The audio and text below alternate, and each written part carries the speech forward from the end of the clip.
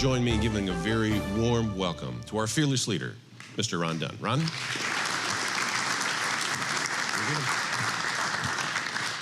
Thank you, Hutch, and good morning, guys.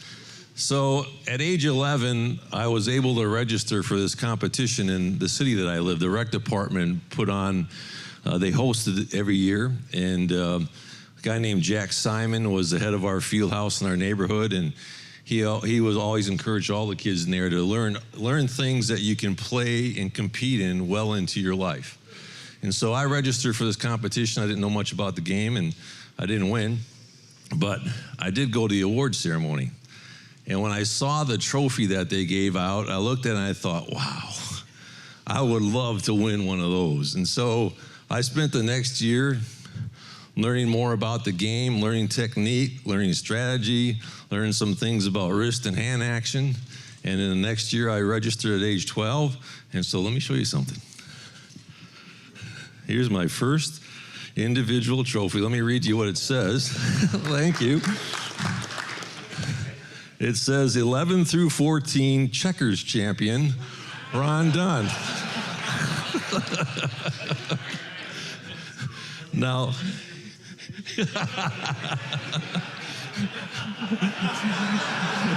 thanks, Ron.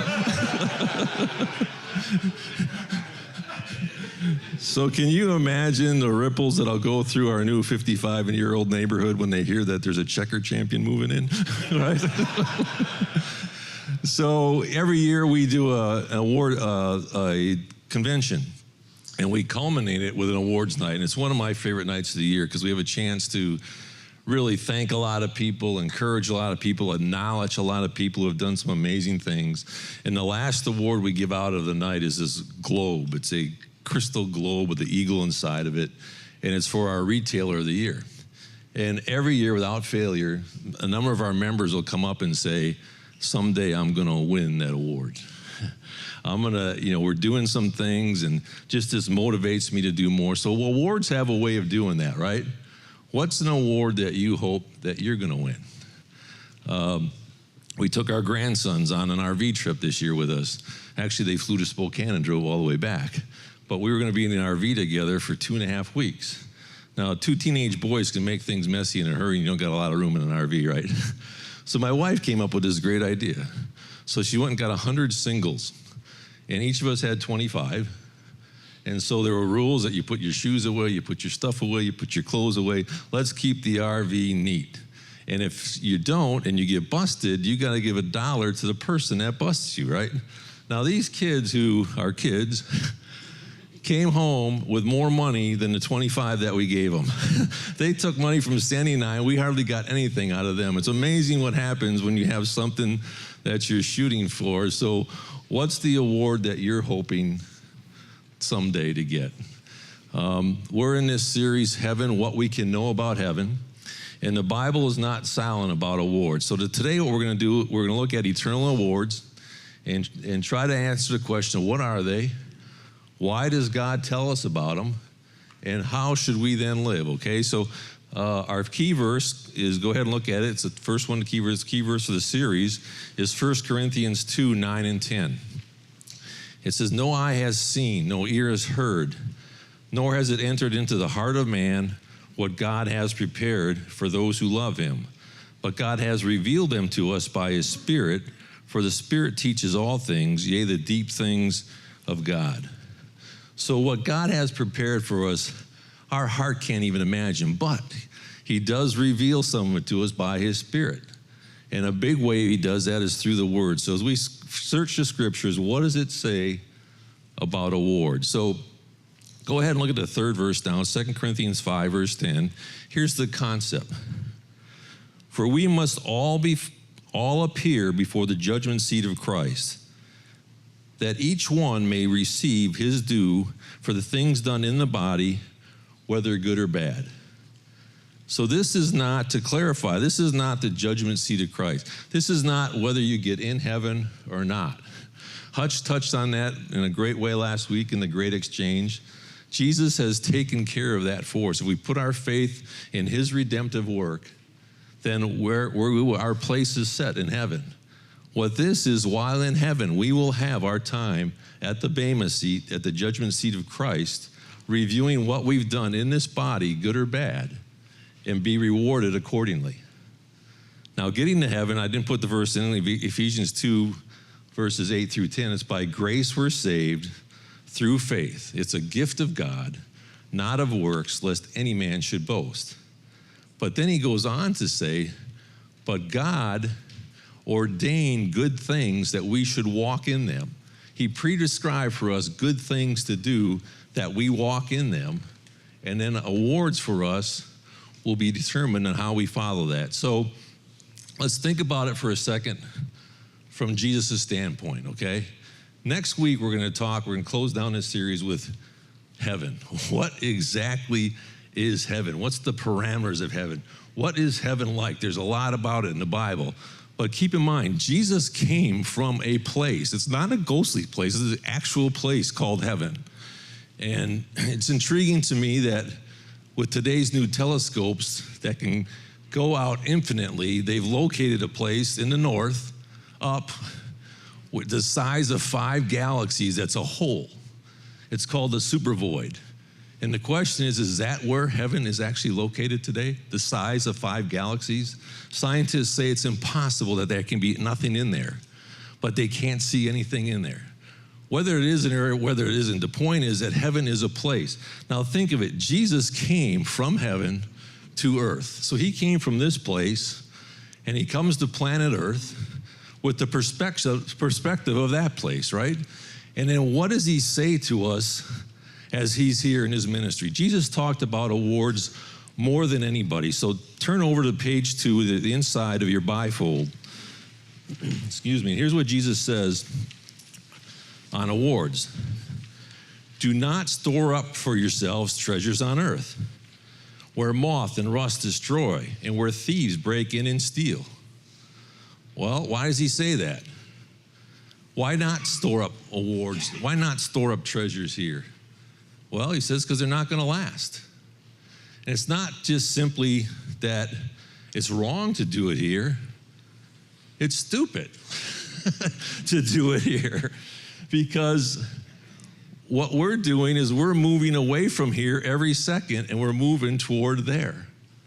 So the more that we put in here is the less of where we are moving to. So what does he say? Where should we store them up?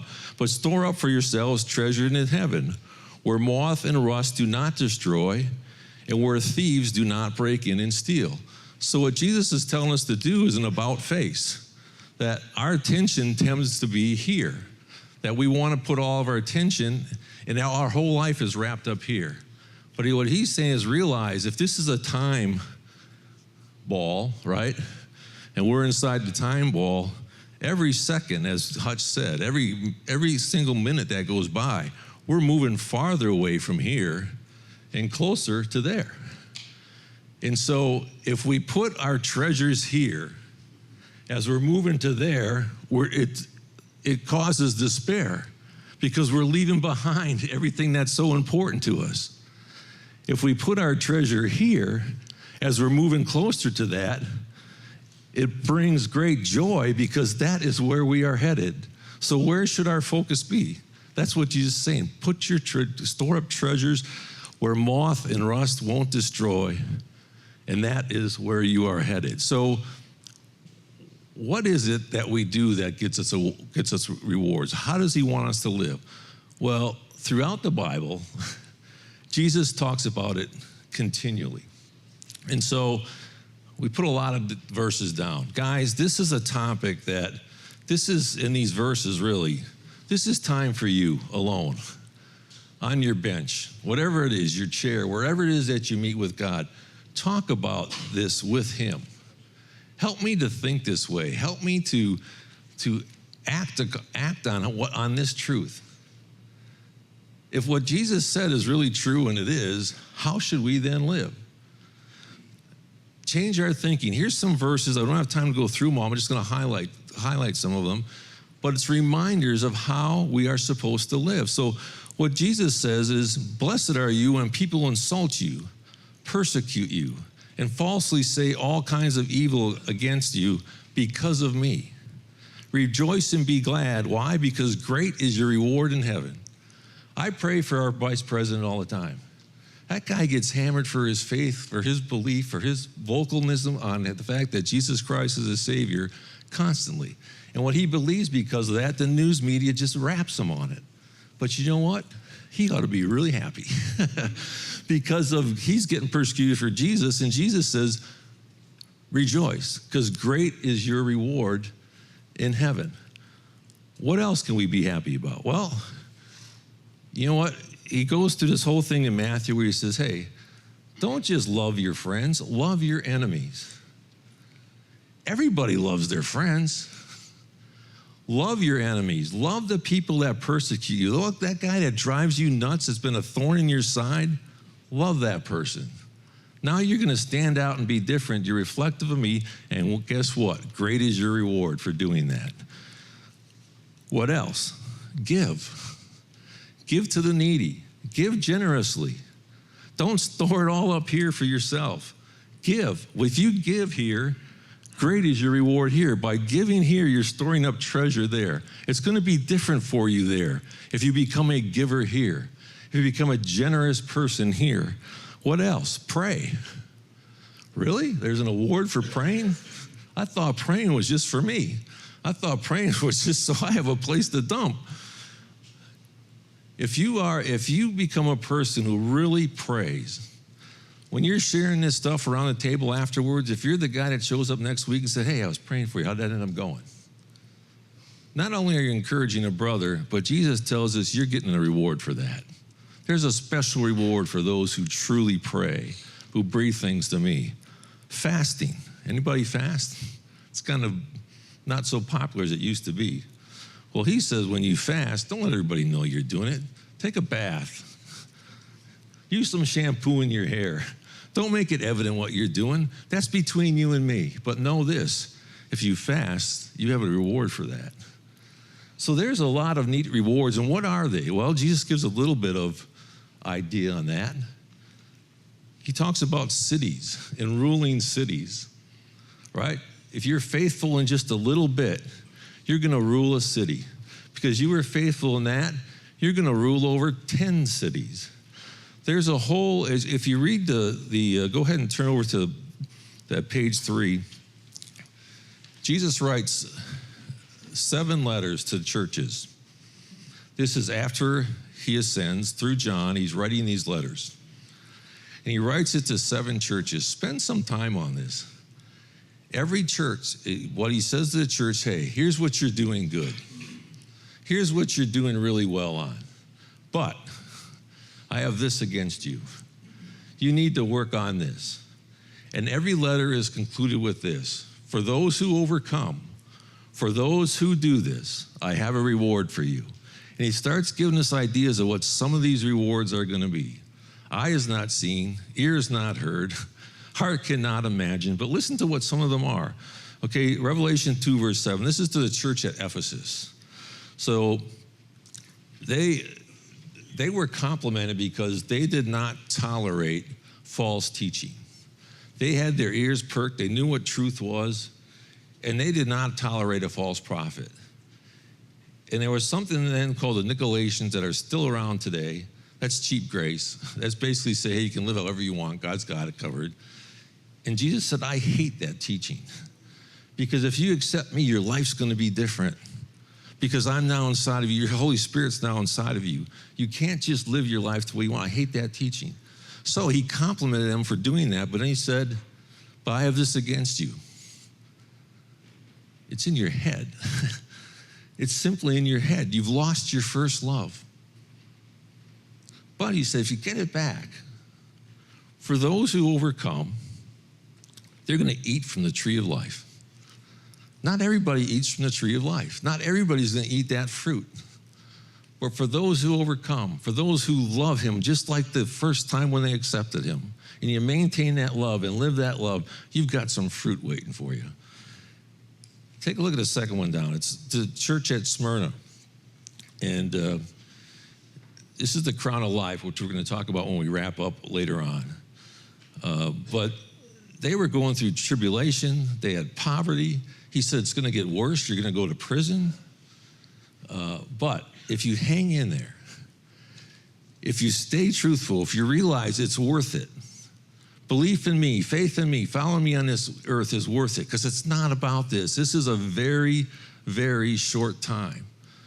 Think of the math that Hutch just did. You have 25 grandfathers that have already lived since Jesus was here. That's how fast things go. We had a prop here. Dale, you want to give it a try? If this is the time ball, right, and we're constantly moving, every second we're moving closer to there. In reality, how fast is this going to happen? How fast does this go by? Dale, give it a shot. There's his right there.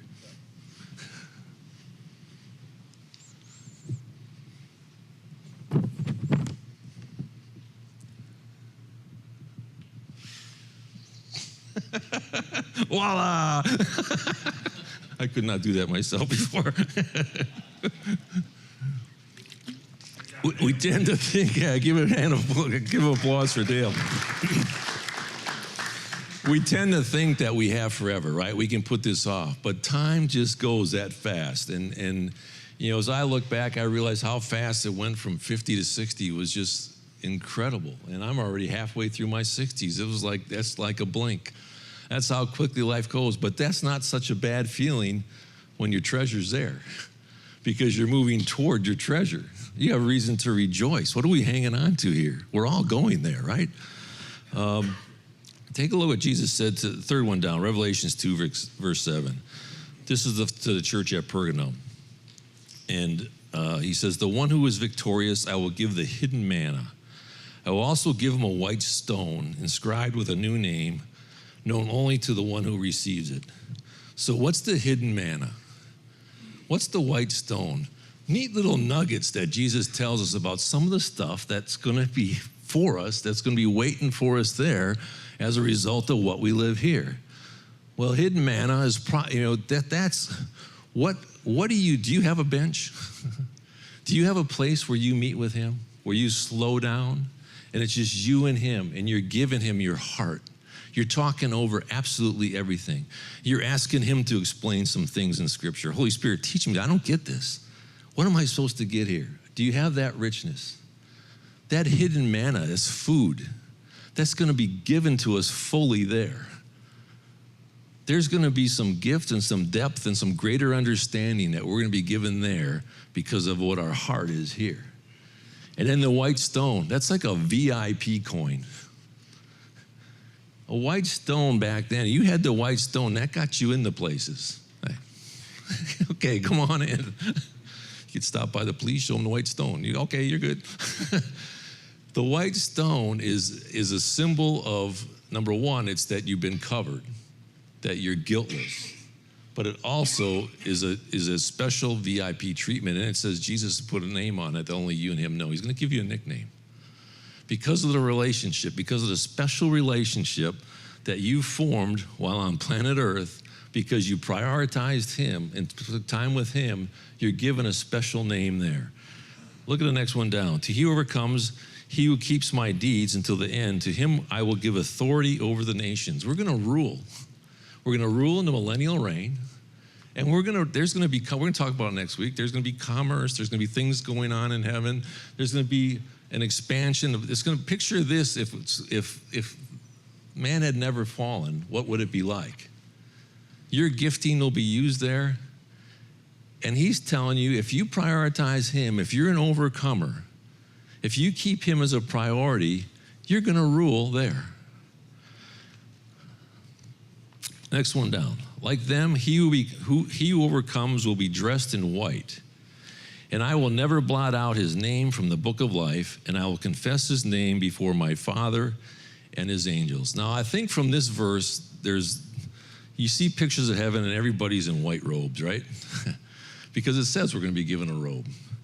If you dig a little bit deeper, and we won't have time to do it right now, but go to a place like Revelation 9, verse 8. It's bright, it's colorful, it's alive. So that white is really a word that is translated bright. So we're going to be given various things. When I look at Chris and he's wearing that red shirt, I know he got that red shirt because of a special reason. And so when I look at what he's wearing, I realize, man, Chris, you were given that. And then we rejoice together and we thank God that he used Chris in that way on this planet. And that one of his rewards is his wardrobe and what he's wearing. How big is your wardrobe going to be? How big of a closet you're going to need in heaven? For things that we're doing, Jesus is going to reward us. The only one who is victorious, I will make a pillar in the temple of my God. What's that? That's the Church of Philadelphia. There were earthquakes around Philadelphia. The pillars stabilized the temple. So what John and what Jesus is doing this for is painting a picture of us, that if we're faithful to him, we will be a pillar in heaven. We will be one of the stable people. We'll be one of the wise people. We'll be one of the people that brought stability to situations, and we'll be recognized for that. Our name on a pillar in the temple of God forever. The last one down. The one who is victorious, I will grant the right to sit with me on my throne, just as I overcame and sat down with my Father on his throne. Can you imagine going to the White House and sitting in the chair? And not only sitting in the chair for a photo op, but actually sitting in the chair. Given that opportunity to make some decisions, to have some say. That's what Jesus is saying. If we're faithful here, he's going to put us in that position there. We'll sit with him on the throne. We'll be making some decisions. There's such a great and tremendous life waiting for us there. And it's so real. And what we do here makes a difference. Accepting Christ gets us in. Getting in is going to be fabulous. But being obedient to us here makes what happens there a whole different level for us. A whole different level of involvement. What's the award that you want? Awards change how we act. When we see the award, we know the award, it changes what we do. I see it. It's true for me. It's true for our members. It's true for my grandkids. We need to know what our awards are waiting here so it can change our behavior here. And why does God tell us about these? Well, let's talk about that at the table. Then we'll come back at the end. We're going to close up with the 5 crowns. Thanks, guys.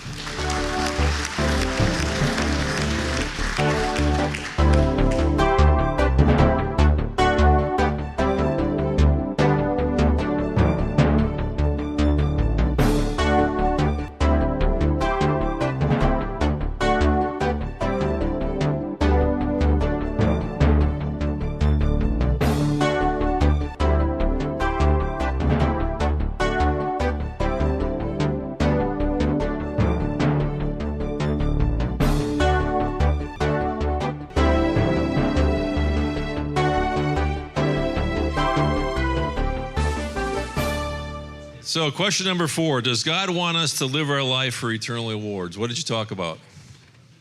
Why does God tell us about awards? Deep theological question. Why does God tell us about all this stuff? So what Tim said is if we're doing something for award, it's kind of selfish, and God doesn't want us to live a selfish life. But yet he tells us about awards, and he tells us to live for awards so that we can get the awards.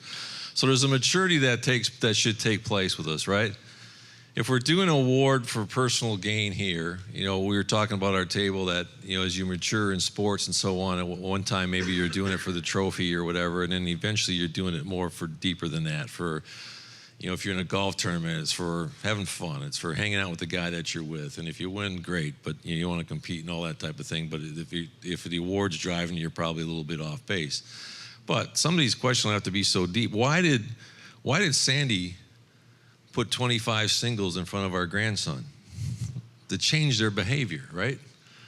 God tells us about awards to change our behavior. And Jesus told us to store up treasures there, not here. Don't just live for here. Do some things that matter there. And so he talks about 5 crowns.